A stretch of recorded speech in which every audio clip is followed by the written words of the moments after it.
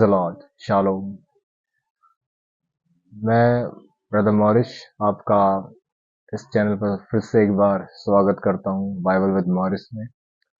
I brother Morris, I welcome you in Bible with Morris. And today इस बार मैं आपके साथ एक नए मुद्दे के ऊपर बात करना चाहता हूँ और मैं आपको बताना चाहता हूँ दरअसल क्यों खुदा बाप हमारे जीवनों में कभी कभी ब्रोकननेस, एक ऐसे हालातों को जो हमें तोड़ते हैं वो हमें अलाउ करता है। मैं आपके सामने एक वचन को पढ़ना चाहता हूँ और उसमें ऐसा लिखा है जॉन 7:37 और उसका 38।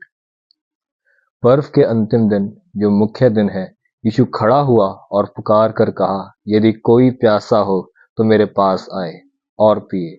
जो मुझ पर विश्वास करेगा, जैसा पवित्र शास्त्र में आया है, उसके हृदय में से जीवन के जल की नदियां बह निकलेगी।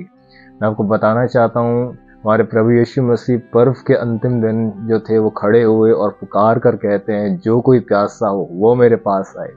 जैसा पवित्र शास्त्र में आया है, जो उन पर विश्वास करेंगे उनके अंदर से जीवन के जल की नदियां बह निकलेंगी। यहाँ पर हमारा प्रभु बात नहीं करता नदी की, यहाँ पर बात हुई है नदियों की।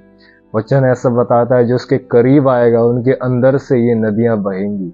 मैं आपको बताना चाहता हूँ पुराने समय में जब आप जाएंगे तो आप इस बात को देखेंगे, जब उन दिनों में किसी का अभिषेक किया जाता था तो सर के उस तेल को ऊपर से उंडेला जाता था सर पर, और वो सर से ऊपर से होकर नीचे तक बहता था। लेकिन यहाँ बाइबल ऐसा बताती है, हमारा प्रभु कहता है जो उसके करीब आएंगे उनके ऊपर से नहीं, अब ये वचन बताता है उनके अंदर से अभिषेक बहेगा। अब नए नियम में बात की गई जो अभिषेक ऊपर से बहकर दूसरों तक पहुंचता था, अब नए नियम में हमारा प्रभु कहता है ये अभिषेक अंदर से बहेगा। किस प्रकार से ये अभिषेक हमारे अंदर से बह सकता है, वचन ऐसा बताता है। आप देखेंगे जब इजरायली बयाबानों में भटक रहे थे तो कई बार उनकी लड़ाइयाँ उनकी वो कुड़कुड़ाया करते थे, और आप देखेंगे वहाँ पर वो खाने के लिए कुड़कुड़ाते थे। और उनमें से मैं आपको बताना चाहता हूँ, उनमें से एक चीज़ थी पानी। वो पानी के लिए कुड़कुड़ाया करते थे, और जब वो पानी के लिए कुड़कुड़ा रहे थे तो वचन ऐसा बताता है परमेश्वर ने मूसा से कहा, अपनी लाठी ले और चट्टान पर देकर मार और फिर उनके लिए उनमें से पानी बहेगा। और वचन ऐसा बताता है कि मूसा ने लाठी ली और चट्टान पर देकर मारी और वहां से पानी बहा। मैं आपको बताना चाहता हूँ चट्टान को तोड़कर पानी पिलाया गया। मैं आपको बताना चाहता हूँ वचन में एक जगह ऐसा लिखा है, मैं तुम्हारे अंदर से पत्थर का हृदय निकाल कर तुम्हें मांस का हृदय दूंगा। मैं आपको बताना चाहता हूँ परमेश्वर अपने हमारे अंदर ये जो हृदय की कठोरता है ना, इसको ब्रेक करना चाहता है। क्योंकि जब ये ब्रेक होगा ना, जब ये टूटेगी, तब इसके अंदर से ही जीवन का जल बहना शुरू होगा। वचन ऐसा बताता है, एक बार ऐसा हुआ, कुछ यूनानी लोग यीशु से मिलने के लिए आए, उसको ढूंढते हुए आए, और यीशु के चेले आए और कहते हैं कि प्रभु के पास आए और प्रभु से कहते हैं, प्रभु कुछ लोग तुझे देखना चाहते हैं।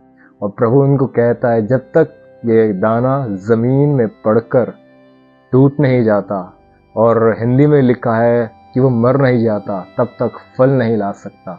मैं आपको बताना चाहता हूँ जब आप किसी भी सीड को देखोगे तो आप उसमें देखोगे, आप उसमें जानोगे कि सीड के अंदर लाइफ होती है, और वो लाइफ जो होती है वो एक शेल के द्वारा कवर्ड होती है। जब उसको बोया जाता है जमीन के अंदर तो वो शेल टूटता है, और वो टूटने के बाद उसके अंदर से लाइफ निकल कर आती है। मैं आपको बताना चाहता हूँ आपके जीवन में जो शेल है ना, ये शरीर, ये एक शेल है, ये फ्लैश एक शेल है, और जब तक ये टूटेगा नहीं तब तक इसके अंदर से लाइफ बाहर नहीं आएगी। अब यहाँ पर मैं ये बात नहीं कर रहा हूँ कि आप अपनी हड्डियों को तोड़ो, आपको ना, ऐसी बात नहीं है। दरअसल जब बात हो रही है कि ये शेल टूटना चाहिए, जब बात हो रही है कि आपकी हृदय की कठोरता को टूटने की बात हो रही है, एक ऐसे स्वभाव की जो मनुष्य के अंदर मानवीय स्वभाव होता है, जिसमें मनुष्य कहता है कि मैं सब कुछ कर सकता हूँ, मुझसे हो सकता है, मैं ये ना करूँ तो तुम्हारा भला ना होगा। जब एक ऐसा स्वभाव जिसमें मनुष्य हमेशा मैं करता रहता है, वो अपने स्वार्थ को सामने लेकर आता है, परमेश्वर इस स्वभाव को ब्रेक करना चाहता है। क्योंकि जब ये ब्रेक होगा तो उसी के बाद हमारे अंदर से जीवन के जल की नदी अर्थात पवित्र आत्मा बहेगा। वचन ऐसा बताता है, कलाम मुकद्दस ऐसा बताता है, परमेश्वर ने 80 साल की उम्र में मूसा का उपयोग करना शुरू किया, उसका चुनाव किया दरअसल। और आप जानते हैं, इससे पहले आप देखोगे 40 साल की उम्र में मूसा को आप देखोगे कि वो वहां से इजरायली मिस्र से भागा था।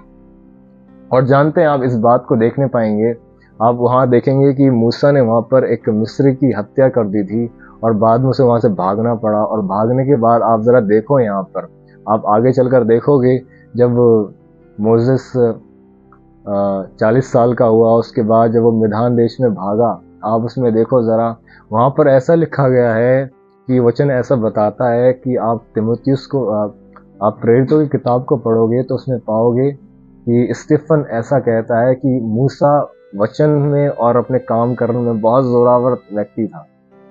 लेकिन जरा देखिए इस बात को, 40 साल की उम्र में मूसा भागा मिस्र से मिधान में, और जब वो 80 साल का हुआ तो वचन ऐसा बताता है खुदा ने उसका चुनाव किया, उसको बुलाया। और जब उसको बुलाया तो मोसेस खुदा से कहता है मैं बोलने में भद्दा हूं। जरा देखिए, अभी तो स्टीफनुस बोल रहा था कि मूसा बोलने में और कर्म में बड़ा सामर्थी व्यक्ति था। लेकिन जब खुदा यहाँ पर 80 साल का ये मोसेस हुआ, खुदा के सामने खड़ा हुआ है, तब मोसेस कहता है कि मैं बोलने में भद्दा हूं। आप समझ भी पा रहे हैं क्या हुआ था 40 सालों में। ये जो मूसा की 40 से 80 साल की जिंदगी थी, दरअसल खुदा ने इसके उस स्वभाव को ब्रेक किया था जिसमें ये अपने आप को कुछ समझता था। जानते हैं, जब एक व्यक्ति अपने आप को कुछ समझता है, बहुत बड़ा समझता है, खुदा उस स्वभाव को ब्रेक करना चाहता है। खुदा ने मोसेस के उस स्वभाव को ब्रेक किया था। और सोचिए, जब वो एक ऐसा स्वभाव जिसमें इंसान अपने आप को कुछ समझता है वो ब्रेक हुआ, तो वचन ऐसा बताता है कि मूसा परमेश्वर के लिए उपयोग पात्र बन गया। परमेश्वर ने इसका उपयोग किया अपने लोगों को छुड़ाने के लिए। मैं आपको बताना चाहता हूं, परमेश्वर कई बार हमारे जीवनों में ऐसे हालात को आने देता है जो हालात हमको तोड़ते हैं, हमें ब्रेक करते हैं, मात्र केवल इसलिए ताकि हम खुदा के लिए एक उपयोग पात्र बन सकें, उसके लिए एक यूजफुल वेसल बन सकें।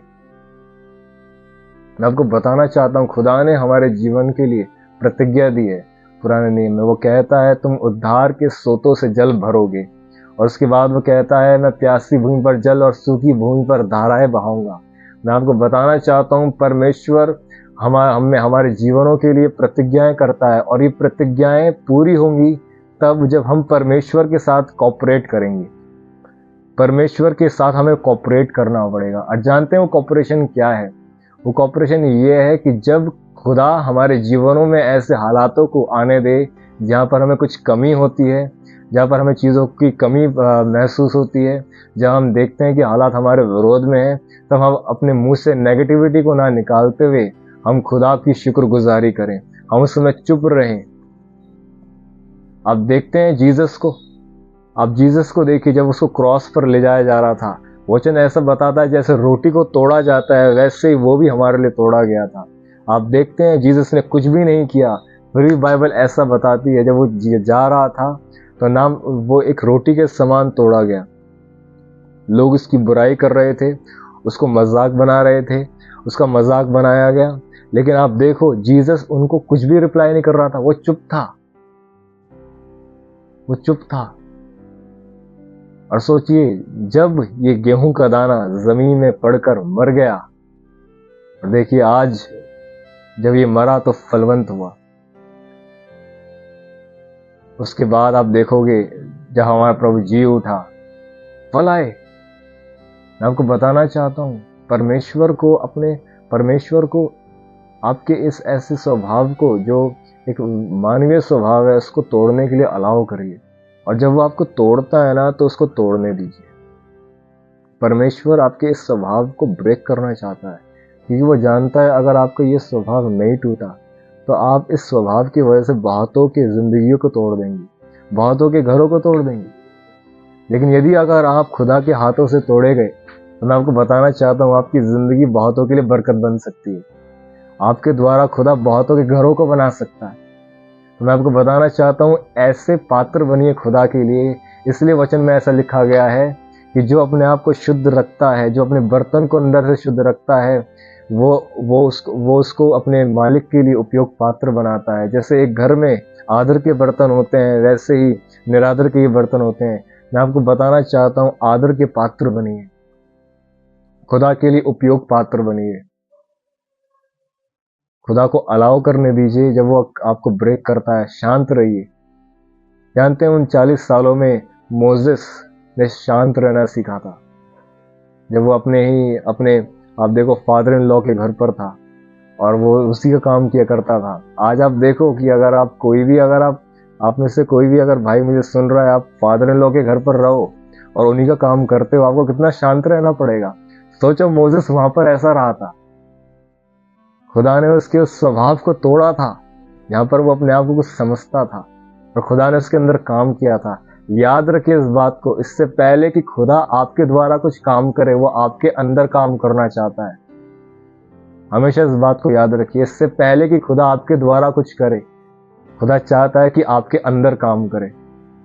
और ये बात आप पर निर्भर रखती है कि आप कितना टाइम लोगे। आप जितना टाइम लोगे उतना ही लेट होता जाएगा। समझिए इस बात को। मैं उम्मीद रखता हूं परमेश्वर के इस वचन ने आपको बहुत आशीष किया होगा, अनुग्रह किया होगा, और आप इससे कुछ जाने होंगे, और आप खुदा को अलाउ करेंगे कि जब वो आपको ब्रेक करे तो आप शांत रहो, आप खुदा से दुआ करो।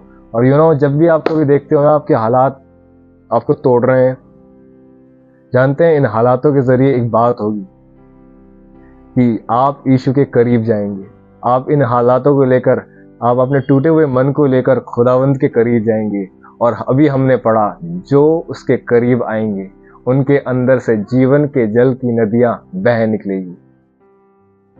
आपको बताना चाहता हूं, जो उसके करीब होते हैं उनके अंदर से ये नदी बहती है। मैं उम्मीद रखता हूं आपने इन वचनों के द्वारा आशीष पाई होगी, और मैं आपसे ये निवेदन करता हूं, आने वाले समय में हम और भी बहुत सी वीडियोस पर डालने वाले हैं। हमारे लिए दुआएं कीजिए। और मैं ये बात खुदावंद पर भरोसा रखकर कहना चाहता हूं कि हम आने वाले समय में वचन में और गहरा जाएंगे। और मैं ये उम्मीद रखता हूं और ये भरोसा रखता हूं कि खुदावंद अपने वचन के द्वारा बहुतों की जिंदगियां बदलेगा। मैं उम्मीद रखता हूं खुदा के वचन से आपने आशीष पाई होगी। खुदा आपको आशीष करे। आप सभी को जय मसीह की।